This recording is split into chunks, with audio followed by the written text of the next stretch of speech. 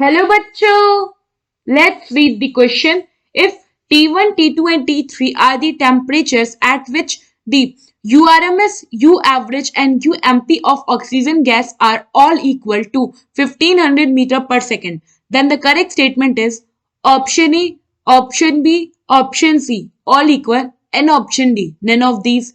So, question में क्या कह रहा है कि temperature T1, T2 and T3 ये तीन टेम्परेचर है फॉर द स्पीड यूआरएमएस यानी कि रूट मीन स्क्वायर स्पीड के लिए, एवरेज स्पीड के लिए एंड मोस्ट प्रोबेबल स्पीड के लिए ऑफ ऑक्सीजन गैस, और ये सबकी जो वैल्यू है वो इक्वल है 1500 मीटर पर सेकेंड।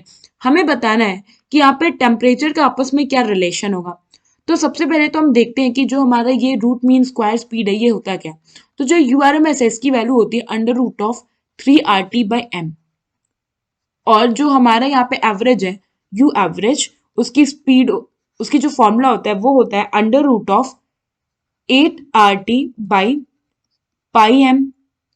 एंड जो थर्ड है हमारे पास यूएमपी यानी कि जो मोस्ट प्रोबेबल स्पीड है इसकी वैल्यू होती है अंडर रूट ऑफ 2RT/m। ना अगर आप यहाँ देखो तो आर क्या है, गैसियस कांस्टेंट, तो ये सब में सेम होगा। और क्योंकि सेम गैस ऑक्सीजन गैस की बात कर रही है और हमें तीनों को कंपेयर करना है, तो हम क्या करेंगे यहाँ पे आर और एम को नेग्लेक्ट कर देंगे, उसे कंसीडर नहीं करेंगे। तो अगर तब आप रिलेशन देखो तो वीआरएमएस क्या हो जाएगा, वीआरएमएस यहाँ पे हो जाएगा only under root of 3T। ना अब हम क्या करेंगे, स्क्वायरिंग कर देंगे दोनों साइड। तो यूआरएमएस हमें कितना वैल्यू गिवन है 1500, हमने इसके कर दिया स्क्वायर इज इक्वल टू 3 और ये हो गया T1, क्योंकि यूआरएमएस वैल्यू क्या है T1 है। तो यहाँ से हमारे पास T1 क्या आ जाएगा 1500 का अगर आप स्क्वायर करो एंड देन बाय 3, तो यहाँ पे जो ओवरऑल हमें T1 मिलेगा ये हो जाएगा 7540, यानी कि 7,50,000 केल्विन टेम्परेचर आएगा इसको सॉल्व करने के बाद।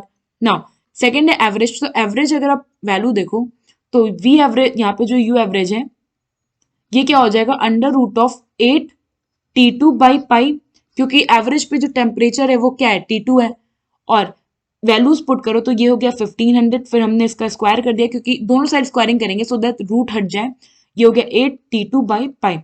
नाउ जब आप इसको सॉल्व करोगे कंप्लीटली तो यहाँ पे जो हमारे पास T2 आएगा ये आएगा 883125, 8,83,125 केल्विन।